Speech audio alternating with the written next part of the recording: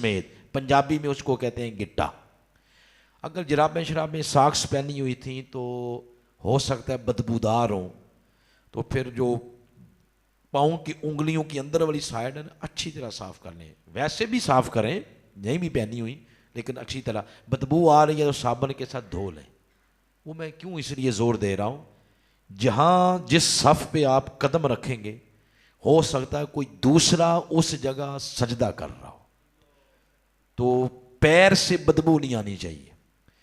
یہی وجہ ہے یہ بدبو والی چیزیں کھا کے مسجد میں آنے سے حضور نے منع کیا ہے۔ تو فار ایگزامپل حضور نے 2 کا نام لیا ہے، اور اس سے مراد صرف یہ نہیں ہے کہ یہ نہیں کھا کے آنی بانی باقی جو مرضی کرو نہ، وہ اگر گنڈے پیاز تھوم کا نام لیا نا آپ نے، وہ سمجھانے کے لیے کہ جس طرح ان سے سمیل آتی ہے اس طرح ہر وہ شے جس سے بدبو آتی ہے وہ کھا کے مسجد نہیں۔ تو مطلب یہ ہے کہ مسجد میں کوئی بدبو والی چیز نہیں لے کے آنی۔ تو پاؤں دھوئیں اچھی طرح ٹخنے سمیت، نیچے سے بھی دھوئیں، پہلے دایاں پھر بایاں۔ جب دایاں پاؤں دھونا ہے اس وقت ذہن میں یہ خیال لے کے آئیں کہ باری تعالیٰ میں دایاں پاؤں دھو رہا ہوں، مجھے پتہ کوئی نہیں ہے میری زندگی کتنی ہے، 5 سال ابھی اور ہوں، 10 ہوں، یا کل ہی فوت ہو جانا ہے، یہ تو ہی بہتر جانتا ہے، مگر جتنی بھی زندگی ہے تو تیرے آگے گزارش ہے میرے پاؤں جب بھی اٹھیں نیکی کی طرف اٹھیں، خیر کی طرف، بھلائی کی طرف، لوگوں کی خدمت کرنے کی طرف۔ اور بایاں پاؤں جب دھونا ہے تو یہ ذہن میں خیال لے کے آنا کہ مولا وہ پل صراط قیامت کے روز، پل صراط بال کی نوک سے زیادہ باریک ہوگا اور تلوار کی دھار سے زیادہ تیز۔ جتنے بندے کے عمل مضبوط ہوں گے تو عملوں کے حساب سے وہ گزرے گا، کوئی بہت سپیڈ سے، کوئی آہستہ، کوئی لڑکھڑائے گا، کوئی گر پڑے گا، اور نیچے ہوں گی وہ کیا نام ہے جہنم کی گہرائی۔ اس کے بعد جب آپ نے وہ بایاں پاؤں دھونا ہے تو اس وقت ذہن میں یہ خیال لے کے آنا ہے کہ مولا پل صراط سے گزرتے ہوئے میری مدد کرنا۔ جی آپ کا یہاں آ کے وضو مکمل ہو گیا، ٹھیک ہے۔ اب بتائیں کوئی چیز رہ تو نہیں گئی جو سمجھ نہیں آئی؟ بولیں۔ اب جو بچے ہیں نا، یہ جتنی باتیں بتائی ہیں یہ بچوں والی ہیں ماشاءاللہ، عمل بڑوں کی بھی ہیں۔ اب اگلی جو بات کروں گا بڑے سمجھ جائیں گے میں نے کیوں بات بچوں کو کی۔ اگلی بات بڑوں کی ہے بچوں کی نہیں، غسل والی۔ وہ آپ کے ادھر ہی میں نے کیا تھا نا یہ خطاب، تو ایک بچہ بعد میں پوچھتا ہے ہماری کو نہیں آپ نے بتائی، اس لیے میں پہلے ہی بات کر رہا ہوں۔ یہ بڑوں والی بات ہے، وہ ہے غسل۔ بولیں کیا؟ غسل۔ ایک غسل ہے جو گرمیوں میں آپ ٹھنڈ لینے کے لیے کرتے ہیں، ٹیوب ویل میں نہاتے ہیں، آپ نہاتے پھریں آپ۔ ایک غسل ہے جو آپ پر فرض ہو گیا ہے، جس نے پڑھا نا لا الہ الا اللہ محمد رسول اللہ، پڑھے کلمہ۔ ایک غسل ہے جو کلمہ پڑھنے پہ والے پہ فرض ہو جاتا ہے۔ اب یہ بات سننے میں جب کرنے میں شرمندگی نہیں کروں گا تو آپ نے سننے بھی شرمندگی نہیں کرنی۔ جب یہ باتیں استاد بھی کوئی نہ بتائیں، ماں باپ بھی کوئی نہ بتائیں، تو کسی نے تو بتانی ہے۔ یہ ہمارا اسلام ہے۔ غسل جو فرض ہوتا ہے نا وہ یا ہوتا ہے ہم بستری سے، مزید نہیں کھولوں گا، میں بچے بھی چھوڑے بیٹھے ہوئے ہیں، ہم بستری سے، یا آپ کو احتلام ہو گیا، اب سو کے اٹھیں، آپ نے محسوس کیا کہ چھوٹے پیشاب والے رستے سے کوئی پانی نکلا ہے بدبودار، احتلام ہو گیا، یا کسی بدبخت نے خود کوشش کی۔ اب جو خود کوشش کرتا ہے نا، اب یقین جانے اس پہ لعنت برستی ہے۔ اس کے 2 نقصان ہیں، ایک تو اس کی صحت خراب ہوگی اور ضرور خراب ہوگی۔ پتہ تب چلے گا جب عمر 35-32 سال کی ہوئی، تب پتہ چلے گا میں نے کیا اپنے ساتھ ظلم کیا ہے۔ پھر بڑے حکیموں کے پاس جائیں کچھ بھی نہیں ہوگا، نمبر 1۔ دوسرا نقصان یہ ہے کہ اللہ ناراض ہوگا۔ کون ناراض ہوگا؟ لہذا کبھی یہ حماقت نہ کریں، ایسی کبھی حماقت نہ کریں۔ نہیں سنبھالا جاتا اپنے آپ کو، شادی کر لیں، مگر کبھی وہ رستہ استعمال نہ کریں جس سے صحت بھی خراب ہو اور اللہ بھی ناراض ہو جائے۔ لعنت برستی ایسے بندوں پر۔ خیر وہ 3 یہ کام ہو گئے تو جس سے وہ غسل فرض ہوتا ہے۔ ہاں بستری، آپ سو کے اٹھے احتلام یا کوئی خود کسی نکالے اس طرح۔ اب وہ جو پانی نکلتا ہے نا وہ بھی 3 قسم کے ہوتے ہیں۔ ایک ہوتا ہے منی، بولیں بولیں، ایک ہوتا ہے مزی، بولیں، ایک ہوتا ہے ودی۔ یہ 3 پانی ہیں۔ جو منی ہے نا یہ گاڑھا ہوگا اور سمیل ہوگی، اور اس کی علامت یہ ہے کہ جسم میں سستی ہوگی۔ جو مزی اور ودی ہے یہ پتلا سا ایسے ہی پانی ہے، بس تھوڑا رنگ تھوڑا تبدیل ہوگا، پتلا سا۔ ان دونوں سے غسل فرض نہیں ہوتا، مزی اور ودی سے۔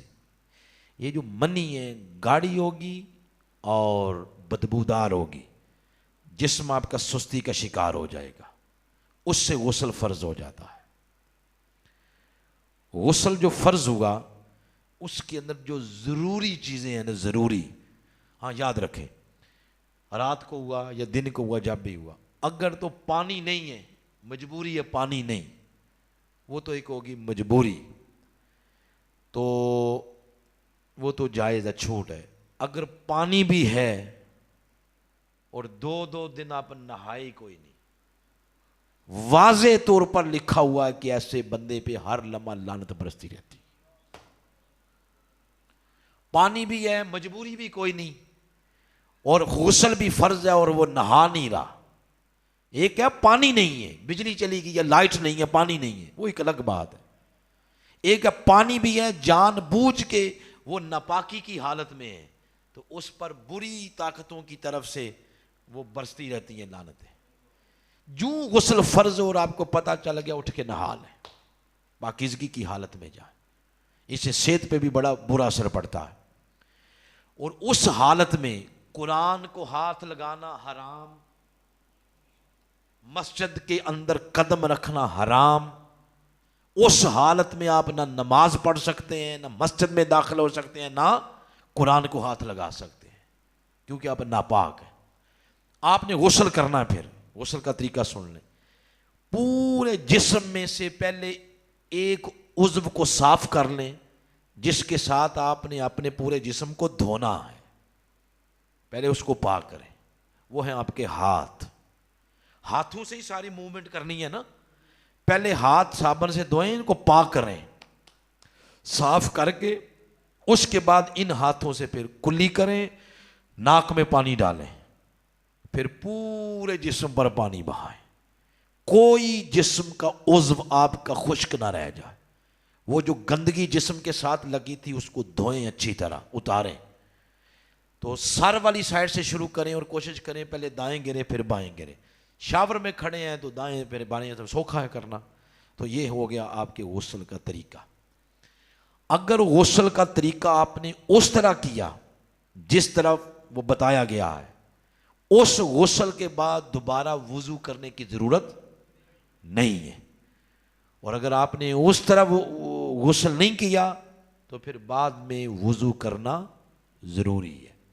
اسی طرح یہ ایک چیز یہ ہو گئی، ایک اور بات بتا دوں، کئی گھروں میں شاور نہیں ہے، بالٹی پڑی ہوئی ہے، وہ سردیاں ہیں تو غسل آپ پہ ہو گیا فرض۔ آپ نے ہلکی سی انگلی ڈالی کہ چیک کروں کہ ٹھنڈا ہے یا گرم ہے، تو میں نے کیا مسئلہ بتایا تھا، جو ہی جسم کو پانی مس کرے تو کیا ہو جاتا ہے، مستعمل۔ اب وہ پانی مستعمل ہو گیا، آپ کی پاکیزگی میں نقص آ گیا ہے۔ اب کیا کریں گے، سارا پانی بہا دیں گے؟ جب سارا پانی بہائیں گے تو وہ آ جائے گا اسراف، یعنی اس بندے نے پانی ضائع کیا ہے، تو وہ بھی گناہ۔ ادھر آپ کیا کر بیٹھے، پانی مستعمل کر بیٹھے۔ اب آپ ایسا کریں، ٹوٹی کھولیں، ٹوٹی کھولیں، جب بالٹی سے پانی بہنا شروع ہو جائے نا تو وہ پانی ہو جائے گا جاری کے حکم میں، یہ پانی جاری ہے۔ جب وہ پانی جاری ہو جائے گا تو وہ پاک ہو جائے گا۔ جاری پانی پاک ہوتا ہے، جاری پانی کیا ہوتا ہے، پاک ہوتا ہے۔ بالٹی کا کوئی چوتھا حصہ جو ہے نا، وہ تھوڑا سا وہ پانی بہا دیں، وہ پانی جاری ہو جائے گا، تو اس سے پھر غسل کریں۔ اور کوئی بات ہے تو پوچھتے ہیں تو پوچھ لیں، غسل والی بات کو پوچھنا چاہتے ہیں پوچھ۔ جی آگے چلوں پھر، اب تو بات ختم ہی کرنی ہے اور تو کچھ نہیں، بس اتنا ہی رہ گیا، وہ ضروری چیزیں میں نے آپ کو بتا دی۔ یہ جو ہے نا کیا نام ہے، وضو کے فرائض ہیں 4، بولیں کتنے فرائض ہیں؟ 4۔ یہ جو ابھی میں نے پڑھی ہے آیت کریمہ، یہ سورۃ المائدہ کی آیت نمبر ہے 6، تو اس میں وضو کے فرائض بیان ہوئے ہیں۔ پہلا فرض ہے فاغسلوا وجوہکم، چہرے کو دھونا، وایدیکم الی المرافق، ہاتھوں کو کونیوں سمیت دھونا۔ کتنے فرض ہو گئے؟ 2۔ تیسرا ہے وامسحوا برؤوسکم، سر کا مسح کرنا، چوتھے حصے کا، چوتھا حصہ جہاں سے بھی لے لیں، ادھر سے لے لیں، ادھر سے لے لیں، ادھر سے لے لیں، ادھر سے لے لیں، فرض پورا ہو جائے گا، مگر پورے سر کا مسح کرنا سنت ہے۔ یہ کتنے ہو گئے؟ 3۔ آگے چوتھا ہے وَأَرْجُلَكُمْ إِلَى الْكَعْبَيْنِ، پاؤں کو ٹخنوں سمیت دھونا، یہ کیا ہے؟ چوتھا ہے، چوتھا فرض ہے۔ تو وضو کے فرض کتنے ہو گئے؟ پھر بولیں 4۔ اب غسل کے سن لیں، غسل کے فرض ہیں 3۔ کتنے؟ یہ باتیں یاد کرنے، یہ جو حضور نے فرمایا نا کہ علم طلب العلم فریضۃ علی کل مسلم مسلمہ، علم حاصل کرنا ہر مومن مرد عورت پر فرض ہے۔ وہ علم یہ ہے جو آپ کو روزمرہ زندگی میں جس کا پالا پڑنا ہے، جس کے ساتھ، یہ فرض ہے۔ غسل کے فرض نہیں 3 اور وضو کے فرض 4۔ غسل کے یہ ہیں کہ سب سے پہلے آپ نے کیا کرنا ہے؟ اپنے ہاتھ دھونے ہیں، پھر اس کے بعد آپ نے منہ اور یہ ناک میں پانی ڈالنا ہے، اور تیسرا فرض ہے پورے جسم پر کیا کرنا ہے؟ پانی بہانا۔ یہ ایک مسئلہ۔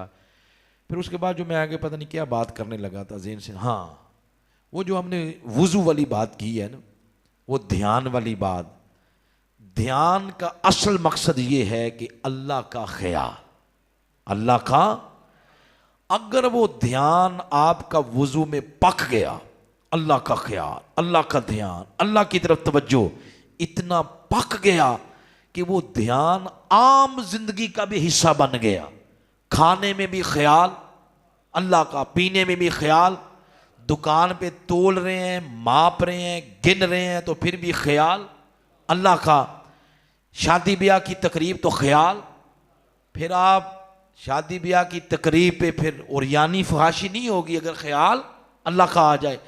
اگر کل زندگی پر یہ غالب آ جائے، یہ بہت بڑی نعمت ہے۔ آپ رستوں میں چلیں تو حضور فرماتے ہیں، حضرت حنظلہ سے مروی ہے، اگر کسی کا زندگی میں کل خیال اللہ کی طرف چلا جائے تو وہ بندہ رستوں میں چلے تو دائیں بائیں فرشتے کھڑے ہو کے اس بندے کو سیلوٹ کرتے رہیں گے۔ اور اس کا سفر کہاں سے شروع کرنا ہے؟ آخری بات، اس پہ گفتگو ختم ہونی، اس کا سفر یہاں سے شروع کریں، وہ یہ ہے، اب سنیں جملہ، اللہ دیکھ رہا ہے، بولیں ذرا، پھر بولیں، ایسے نہیں سارے آنکھیں بند کر کے یوں سمجھیں کہ کعبۃ اللہ کے سامنے بیٹھے ہیں، آنکھیں بند کر کے کہیں کہ میرا اللہ مجھے دیکھ رہا ہے، بند کریں آنکھیں، میرا اللہ مجھے دیکھ رہا ہے، بولیں۔ آج مسجد سے جائیں یہی تسبیح کرتے ہوئے جائیں، بستر تک، سونے تک، اللہ دیکھ رہا ہے۔ سیدنا فاروق اعظم کے زمانے میں نا، آپ گشت کر رہے تھے رات کو، ایک دروازے کے سامنے سے گزرے تو عورتوں کی آواز آئی باتیں کرنے کی، انہیں کان لگا کے سنا تو سیدنا فاروق اعظم نے سنا کہ ماں بیٹی سے کہہ رہی ہے کہ بیٹا دودھ میں پانی ملا دو، کوئی نہیں دیکھ رہا اور عمر بھی نہیں دیکھ رہا۔ وہ بیٹی نے نہیں ملایا، تھوڑی دیر بعد ماں کہتی ہے کیوں نہیں ملایا؟ تو اس نے کہا اماں عمر تو کوئی نہیں دیکھ رہا مگر عمر کا خدا تو دیکھ رہا ہے، نہیں ملایا پانی۔ یہ بات سیدنا فاروق اعظم نے سنی نا، دروازے کے باہر کھڑے تھے، رو پڑے، صبح ہوئی تو اس عورت کے گھر میں اپنے بیٹے کا رشتہ لے کے گئے کہ یہ جو بیٹی ہے نا یہ مجھے دے دو، میں بیٹے کی اپنی بہو بنا کے گھر کے لے کے جانا چاہتا ہوں۔ انہوں نے دے دی، رشتہ ہو گیا۔ بیٹا حضرت فاروق اعظم کا اور بیٹی وہ جس کی شخصیت اس اصول پر استوار ہوئی کہ اللہ دیکھ رہا ہے، اللہ دیکھ رہا۔ اللہ نے پھر ان کو اولاد دی، اولاد بڑی نیک، اتنی نیک، ایسے ایسے لوگ اس اولاد میں سے آئے ہیں۔ صرف ایک بندے کا نام سنیں، اس خاتون سے ایک شخصیت وہ بھی ہے جس کا نام ہے حضرت سیدنا عمر بن عبد العزیز۔ وہ کتنے نیک تھے، وہ جب بادشاہ بنے ان کے زمانے میں گلیوں میں یہ آواز نہیں آتی تھی کہ اللہ دے نام تے کوئی دے دیو، زکوٰۃ دے دو، یہ آواز نہیں آتی تھی۔ ان کے دور حکومت میں یہ آواز آتی تھی کہ بھائی زکوٰۃ لے لو، کوئی ہے زکوٰۃ لینے والا؟ تو شام کو لوگ مایوس واپس آ جاتے تھے، زکوٰۃ لینے والا کوئی نہیں ملتا تھا۔ یہ اسی خاتون کی اولاد ہے جس خاتون کی شخصیت اس اصول پر بلڈ اپ ہوئی کہ اللہ دیکھ رہا ہے، اللہ۔ جب آپ اس کو آج درس قرآن سے اٹھیں تو یہ ایسے بولتے ہوئے جائیں، اللہ دیکھ رہا ہے، چاہے زور سے بولیں چاہے دھیرے سے بولیں، اللہ دیکھ۔ جب یہ کریں گے نا آپ، پھر موبائل پہ گند نہیں دیکھیں گے، جو کھولیں گے تو فوراً ذہن میں آئے گا، پھر کوئی کام نہیں تولے گا، کام نہیں ماپے گا، نمازیں بھی ضائع نہیں ہوں گی، نہ والدین کی کوئی نافرمانی کرے گا۔ کیوں؟ اس کے دل سے آواز آئے گی یہ گناہ نہیں کرنا، میرا اللہ مجھے۔ بس یہاں پہ ختم کرتے ہیں۔ بہت شکریہ جی، ابرار صاحب، شمریز صاحب۔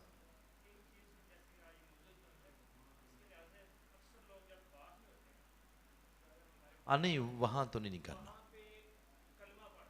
ہاں جی ہاں۔ ہم یہ ان کا کہنا یہ ہے کہ اکثر لوگوں کو عادت ہے ہاتھ دھوتے ہیں نا جب تو کلمہ شریف پڑھا، بسم اللہ شریف پڑھی۔ اگر آپ واش روم کے اندر نہیں ہیں، باہر ہے نا واش بیسن پہ ہاتھ دھو رہے ہیں، پھر آپ بے شک بسم اللہ شریف پڑھیں، کلمہ پڑھیں آپ۔ لیکن آپ واش روم کے اندر ہیں، نہ وہاں بسم اللہ پڑھنی ہے نہ وہاں کلمہ شریف پڑھنا ہے، یہ وہاں نہیں آپ نے کرنا۔ یہ ساری چیزیں باہر کرنی ہیں، باہر واش روم سے باہر، اس کے اندر جا کے آپ نے کوئی کلمہ شریف اور بسم اللہ شریف نہیں پڑھنی۔ اللہ کا نام ہے تو اللہ کا نام پلیت جگہوں پہ نہیں ایسے لیتے ہیں۔ جا جا اللہم صلی علی سیدنا مولانا محمد وعلی آلہ وصحبہ بارک وسلم۔